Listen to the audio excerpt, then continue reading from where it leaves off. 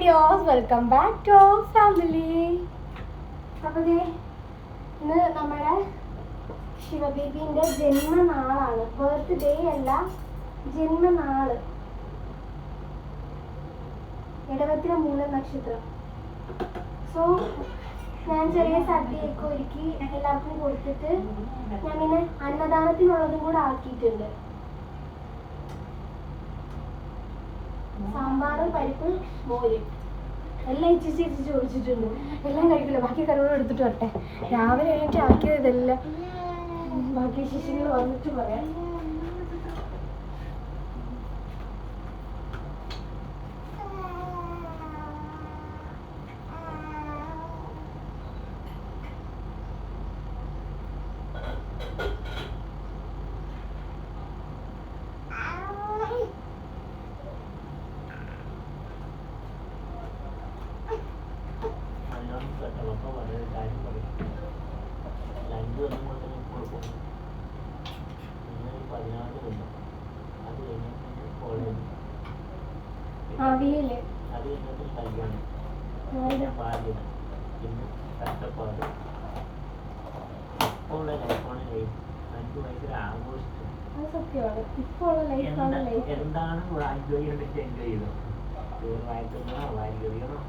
ഒരുപാട് കറികളൊന്നുമില്ല, എന്നാൽ കുറച്ചധികം കറികളുണ്ടാണ് ഞാൻ മാറ്റി വയ്ക്കുന്നത്.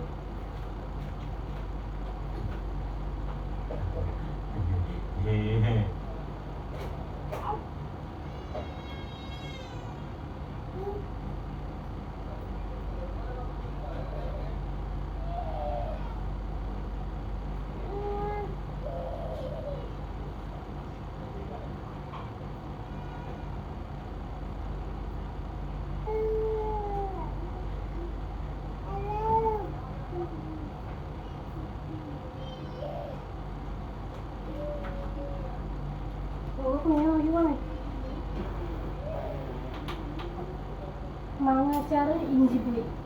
ഇഞ്ചിപ്പുളി ഞാൻ ഫസ്റ്റ് ടൈം അല്ല, ഞാൻ വേറൊരു ഇട്ടിട്ടുണ്ട് ഓണത്തിൻ്റെ സമയത്ത്. അപ്പം ഇത്രയേ ഉള്ളൂ. 1 2 3 4 5 6 7. പിന്നെ രസമുണ്ട്. ഈ പപ്പടം എടുത്ത് ചേർത്ത്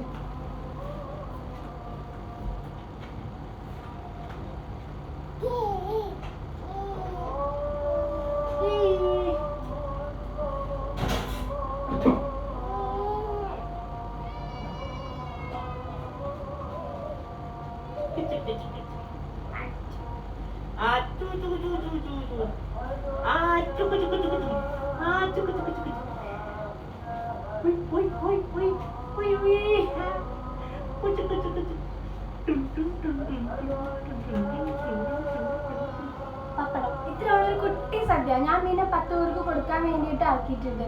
അത് വണ്ടി വന്നാലേ കൊടുക്കാൻ പറ്റത്തുള്ളൂ. ഇപ്പൊ തന്നെ വൈകുന്നേരം ആയിട്ടുണ്ട്, 2:30 കഴിഞ്ഞു. ഇനിയിപ്പോ എപ്പോ കൊടുക്കുമെന്നോ. ശിവയ്ക്ക് ഞാൻ ഓൾറെഡി ഫുഡ് കൊടുത്ത. പിന്നെ എനിക്ക് വിളക്ക് വെച്ചിട്ട് അത്ര അവിടെ ലൈറ്റ് ഉണ്ടോ പോകുന്നതിൽ? അത് പോയോ? വിളക്കും കൂടെ കത്തിച്ച്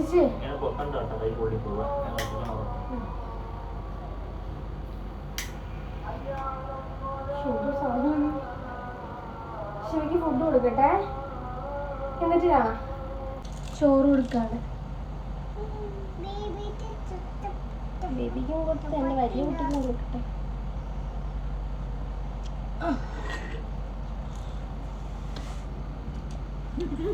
ഞാൻ കുളിച്ചൊന്നുമില്ല, രാവിലെ ഇങ്ങനെ. പിന്നെ പിള്ളേർക്ക് ഇടയ്ക്ക് വിശക്കൊന്നും പറഞ്ഞാൽ ഞാൻ പായസമൊക്കെ ആക്കിയപ്പോഴത്തേന് പായസമൊക്കെ കൊടുത്തിട്ടുണ്ടായിരുന്നു. കാരണം എന്തിനായിരുന്നാലും പറക്കി കഴിച്ചോണേ. പപ്പടം കിട്ടിയ 2നും. ആഹാ, എന്ത് കാര്യമായിട്ട് കഴിക്കുമെന്ന് അറിയാം. എന്നെ എടുത്താലും കുഴപ്പമില്ല. എന്നെ കുളിയൊന്നും കഴിഞ്ഞില്ല കേട്ടോ. ഞാൻ കുളിക്കണം, എന്നിട്ട് വേണം ഫുഡ് കൊടുക്കാൻ പോകാൻ വേണ്ടിട്ട്. വണ്ടി എപ്പോൾ വരുമെന്നറിയാതെ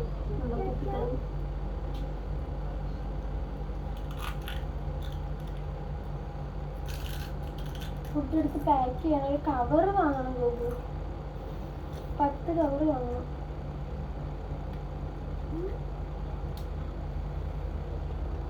ഞാൻ ഇച്ചിരി താമസിച്ചാക്കിയ കാര്യം, വണ്ടി വരുന്ന താമസിച്ചായിരിക്കും വരുന്നത്. പിന്നെ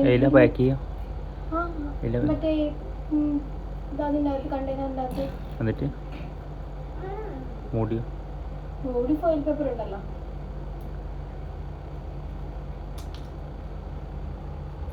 അതിന് വേറെ നിറഞ്ഞിരിക്കുക, അതൊന്നും കഴിക്കാത്ത. അപ്പോൾ അതേ നമ്മുടെ ഫുഡ് കൊണ്ടുപോകാൻ പോണതേ ഉള്ളൂ. സമയം ഒരുപാടായി. 7 മണി കഴിഞ്ഞ് 7:30 വണ്ടി വന്നില്ല. ഞാൻ നേരത്തെ ആക്കിയതാ. അധികം ഒന്നും ഫുഡൊന്നും അല്ല കേട്ടോ, ഞാൻ ഇത് കൊടുക്കാൻ വേണ്ടിയിട്ട് തന്നെ ആക്കിയതാ. പക്ഷേ കാര്യമില്ല.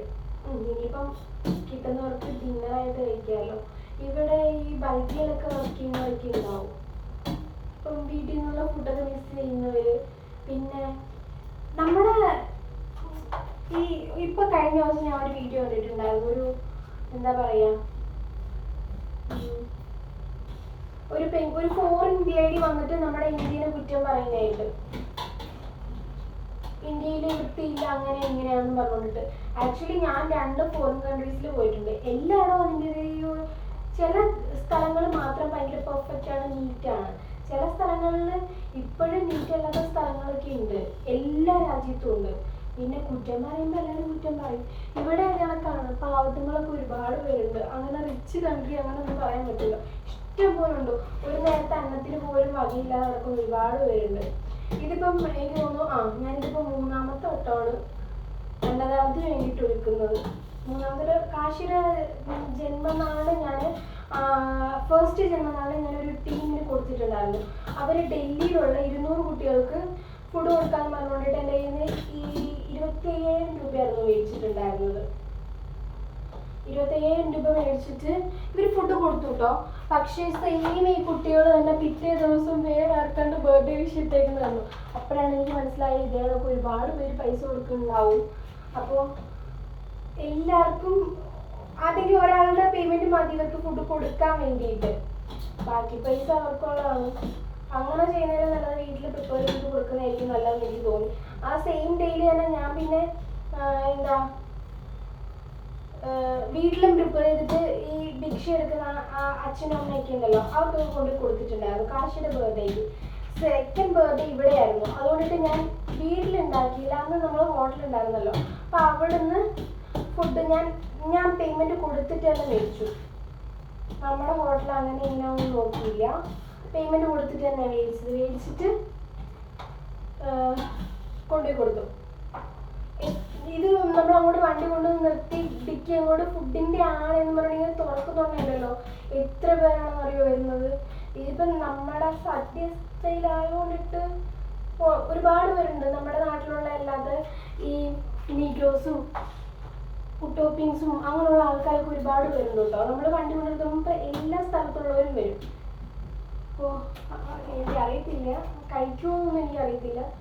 ബട്ട് പ്രിപ്പയർ ഫുഡ് ആയതുകൊണ്ടിട്ടേ കളയൂല. ഈ ലേബേഴ്സൊക്കെ ഉണ്ട്, അവർക്കൊക്കെ എന്ന് പറഞ്ഞാൽ ഇതൊക്കെ കിട്ടുമ്പം എന്തോ സ്വർഗം കിട്ടിയ പോലെ 10 പേർക്കുള്ളത് തികയുമെന്ന് അറിയാമല്ലോ. കാര്യം വെച്ച് കഴിഞ്ഞാലേ ഇന്ന് ഗോകുല് കൂട്ടുകാരൊക്കെ ഉണ്ടായിരുന്നു. അപ്പോൾ അവർക്കൊക്കെ കൊടുത്തിട്ടുണ്ടായിരുന്നു. 2, 4, 6, 7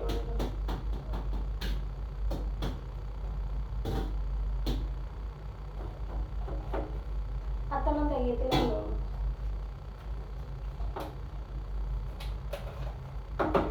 തികയില്ല അവിടെ മറ്റുള്ളവർക്കൊക്കെ കൊടുക്കാമല്ലോ. എൻ്റെ മനസ്സിൽ 10 ആയിരുന്നു. ഇച്ചിരി ചെറിയ കണ്ടെയ്നർ ഉണ്ടായിരുന്നു, അത് എടുത്താൽ മതിയായിരുന്നു.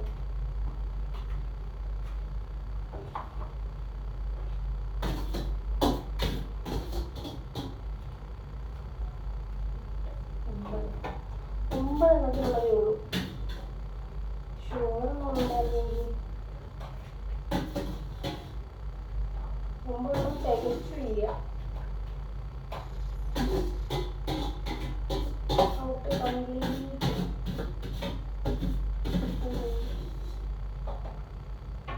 ഇച്ചിരിയേ ഉള്ളൂ.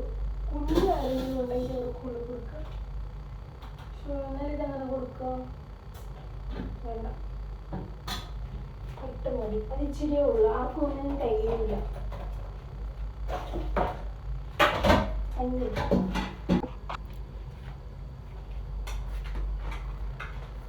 ഇത് പുളിയിഞ്ചിയാണ് കേട്ടോ. ഫസ്റ്റ് ടൈമാണ് ഞാൻ ഉണ്ടാക്കുന്നത്. നല്ല ടേസ്റ്റ് ഉണ്ട്.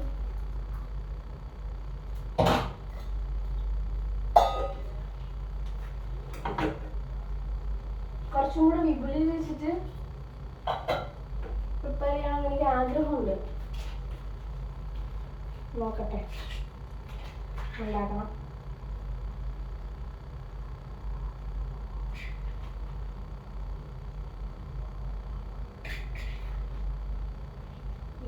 തോന്നിച്ചെടുത്ത് വെച്ചാൽ അതും കഴിയൂല.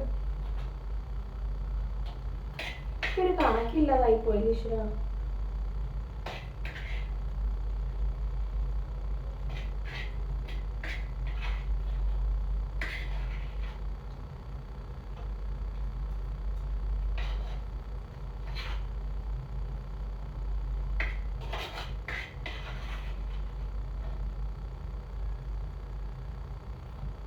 ആദ്യം തന്നെ നമുക്ക് വാരി കുഴിച്ചിട്ട്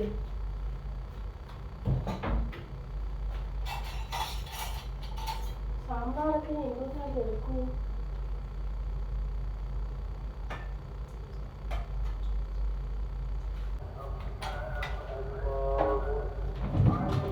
ഇതിൻ്റെ ഒന്നും അടപ്പ് തന്നില്ല. ഞാൻ യൂസ് ചെയ്യുന്നത് മറ്റേ സ്റ്റീലിൻ്റെ ടൈപ്പാണ് കേട്ടോ. അപ്പോൾ ഇതങ്ങനെ ശ്രദ്ധിക്കാറില്ലാത്തതുകൊണ്ട് ഇതിൻ്റെ അടപ്പ് തന്നില്ല. ഞാൻ ഇതാതെ നിറയ്ക്കുകയും ചെയ്തു. അല്ലെങ്കിൽ അങ്ങനെയൊക്കെ എടുക്കുള്ളൂ. തോനെയൊന്നും ഉണ്ടാക്കാൻ പറ്റില്ല. പച്ചടി ഉണ്ടാക്കണമെന്ന് വിചാരിച്ചതാണ്. ബീറ്റ്റൂട്ട് പച്ചടി ഉണ്ടല്ലോ അത്. പക്ഷേ ബീറ്റ്റൂട്ട് കിട്ടിയില്ല. ഉണ്ടാകാൻ വാഴല തന്നെ എങ്ങനെ ഒപ്പിച്ചു. ഇവിടെ വാഴലൊന്നും അങ്ങനെ കിട്ടാനൊന്നുമില്ല. ഒരുപാട് കടകൾ നോക്കിയിട്ടും നെസ്റ്റോട് കിട്ടുമെന്ന് അറിയാൻ അങ്ങനെ പോകുന്നത്. നെസ്റ്റോട് വന്നിട്ടപ്പോൾ അവിടെ ഇല്ല. പിന്നെ ആരാണ്ട് പറഞ്ഞ് ഒരു കടയിൽ വീട് വാങ്ങും, അവിടെ കിട്ടുമെന്ന് പറഞ്ഞു. അവിടെ കിട്ടുമെന്ന് പറഞ്ഞു. പക്ഷെ ഇവിടെ ഒരുപാട് ദൂരമുണ്ട്. നാളെ വരെ പോകാന്ന് വെച്ച് കഴിഞ്ഞാൽ വീട്ടിൽ ഭയങ്കര പാടാണ്. നമ്മുടെ വീതിക്കകത്തെല്ലാം ഞാൻ വാങ്ങുന്നുണ്ടാവും കേട്ടോ. മിക്ക വീതിക്കകത്തും കാരണം വെച്ച് കഴിഞ്ഞാൽ റൂമിൻ്റെ തൊട്ട് താഴത്തെ പള്ളി ഓപ്പണായി. അപ്പം എപ്പോഴും കേൾക്കാം. ഒരു സമാധാനമായിട്ട് കേൾക്കുന്നുണ്ട്.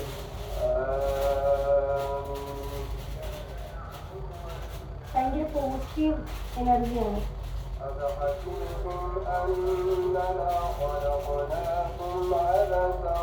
നെഗറ്റീവ് ഒക്കെ ഒരുപാട് ഒഴിഞ്ഞു പോകണം എനിക്ക് ഫീൽ ചെയ്യാറുണ്ട്. സത്യത്തിൽ പള്ളി വന്നതിന് ശേഷം എനിക്ക് തോന്നുന്നു എനിക്ക് കുറച്ചും കൂടെ എന്തോ കാര്യങ്ങളെല്ലാം നല്ല രീതിയിൽ മുന്നോട്ട് പോകണം പോലൊരു ഇത്. അല്ലെങ്കിൽ നമ്മൾ ഈ പോസിറ്റീവ് എനർജി ഉള്ളിടത്ത് നിൽക്കുമ്പോൾ നമുക്കൊരു ഇതുണ്ടാവുമല്ലോ. ഞാൻ പറയുന്നത് ഞാൻ ഒരു ദൈവങ്ങളും ഉണ്ട് എന്ന രീതിയിലല്ല കേട്ടോ ഞാൻ പറയുന്നത്. എനിക്ക് എല്ലാ ദൈവങ്ങളിലും വിശ്വാസമുണ്ട്, എല്ലാ മതത്തിലും വിശ്വാസമുണ്ട്, എല്ലാ ആചാരങ്ങളിലും അനുഷ്ഠാനങ്ങളിലും വിശ്വാസങ്ങളിലും ഒക്കെ എനിക്ക് വിശ്വാസമുണ്ട്. സോ അവരൊക്കെ ദൈവം എന്തെങ്കിലും തരുമെന്നല്ല ഞാൻ പറയുന്നത്. പക്ഷെ ഇതുപോലെ ഇതൊക്കെ ഉണ്ടല്ലോ നമ്മുടെ അമ്പലങ്ങളിൽ കേൾക്കുന്ന നാമവും ജപവും അതുപോലെ ഞാൻ വാങ്ങി കൊടുക്കുമ്പോൾ കേൾക്കുന്ന ഇതൊക്കെ വെച്ച് കഴിഞ്ഞാൽ ഓരോ അർത്ഥങ്ങളുണ്ട്. എനിക്ക് അറിയാത്തത് എനിക്ക് അർത്ഥമൊന്നും അറിയത്തില്ല. എങ്കിലും നല്ല കാര്യങ്ങൾ തന്നെ ആയിരിക്കണമല്ലോ അതിനകത്ത് പറയുന്നത്. സോ എന്തോ എനിക്കൊരു സമാധാനം ഇപ്പോൾ ഈ പള്ളി വന്നതിന് സത്യം പറഞ്ഞാൽ എനിക്ക് നല്ലതേ എനിക്ക് സംഭവിച്ചിട്ടുള്ളൂ. അങ്ങനെ അമ്മ പറയുന്നേക്കാം ഭയങ്കര ശക്തിയോടെ കളിയാ.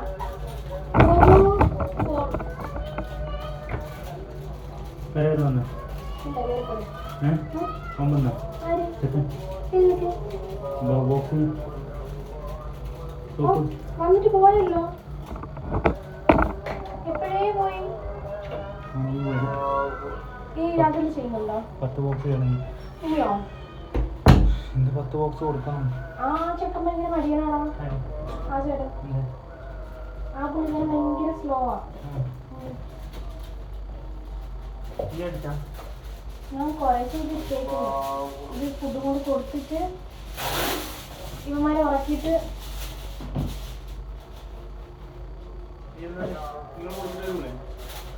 ഞാനും കൂടി വേണം. ഞാൻ വന്നിട്ട് പെട്ടെന്ന് ഞാൻ ഫാസ്റ്റ് ആയിട്ട് ചെയ്യുമല്ലോ. എത്ര മണിക്ക് കൊടുക്കണം? 12. അവര് 7 അടിച്ച് ഇരിപ്പുണ്ടല്ലോ. ഇനി എത്ര വേണം? 3 മതിയല്ലോ. ആ അടിച്ചിട്ടേക്ക് 3 എന്തായാലും ഉണ്ടാവും. ഇത് നമ്മളന്ന് കാശിയുടെ ബർത്ത്ഡേക്ക് പോയിട്ടുണ്ടായിരുന്നല്ലോ. ഉള്ളിടത്ത് പോയി കൊടുക്കാം. വേറെ എവിടെ ഉണ്ടാവും? ആരുടെ റൂമിൽ? അവിടെയൊക്കെ എല്ലാവർക്കും എന്നും ഫുഡ് കിട്ടുന്നില്ലടാ. ഞാൻ വിചാരിക്കും ഈ ബൽദിയിലൊക്കെ ജോലി ചെയ്യുന്ന പിള്ളേരുണ്ടല്ലോ, പക്ഷെ ഇച്ചിക്കൂടെ നേരത്തെ ആണെന്നുണ്ടെങ്കിൽ താഴത്തോട്ട് ഇറങ്ങി നിന്നിട്ട് ആ പിള്ളേർക്ക് കൊടുത്താൽ മതി. അതല്ലേ കാശ് വാങ്ങിക്കുന്ന പിള്ളേരുണ്ടല്ലോ. എടാ 9 മണിക്ക് എങ്ങോട്ട് ബൽദിയ വണ്ടി വരുമല്ലോ ഷോപ്പിന്റെ അടുത്ത്. ആ ഞാൻ എന്താ കണ്ടോളുന്നത്? ഞാൻ പറഞ്ഞു എന്താ കണ്ടിരുന്നത് കല്ലുകാരിൻ്റെ അരി.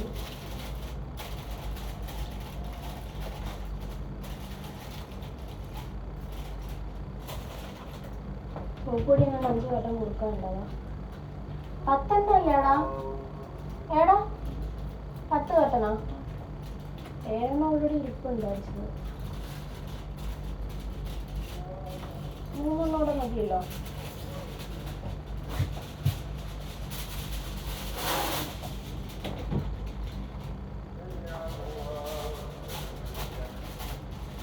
അവിടെ ഈ കണിയും വിളിക്കാവോ? അപ്പൊ പെട്ടെന്ന് പണിയൊന്നും തീർക്കാം.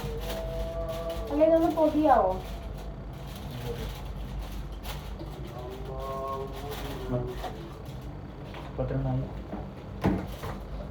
എട്ട് താഴെ കളയല്ലേ?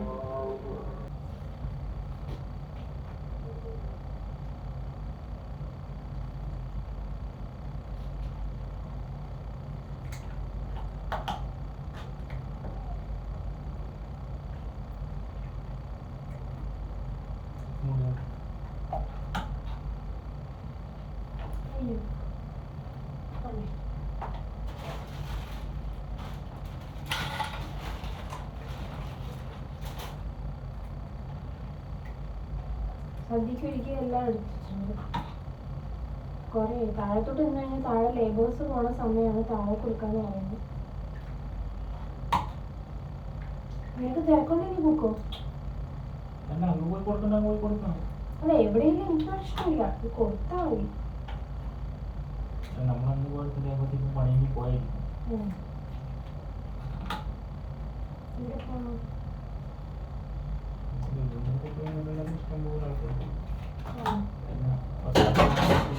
പോയി കഴിഞ്ഞാല് ഭാഗത്തേക്ക് ഒരുപാട് പേര് കാണുമല്ലോ.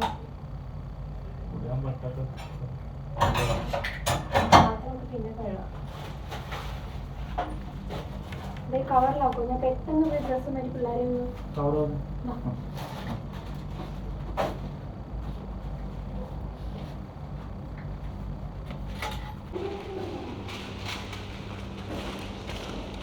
എടാ ഇത് നമ്മുടെ ബോക്സ് അല്ലേ? ഇത് പോയില്ല. ഇത് എത്ര ഉണ്ട്? 11. മറ്റേതോ? മറ്റേത് പോയോ? ചൂടല്ലേ? എവിടെ കയറി പോവോ കാശി? ശിവ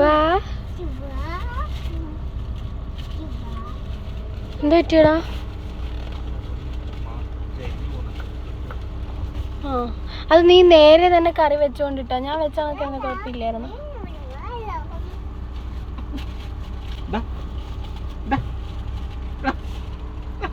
ഇവിടെ നിന്ന് കാളൊന്ന് മേടിച്ചിട്ടുണ്ട് അല്ലേ ഗോകു?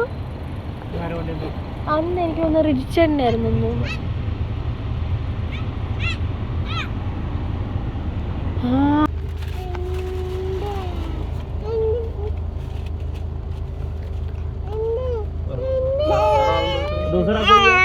दूसरा आदमी और एक आदमी को भी दे दो. ओके क्या ओके हो रहा टाटा हो रहा അത് കൊടുക്കാൻ കൊണ്ടൊന്നുമില്ല.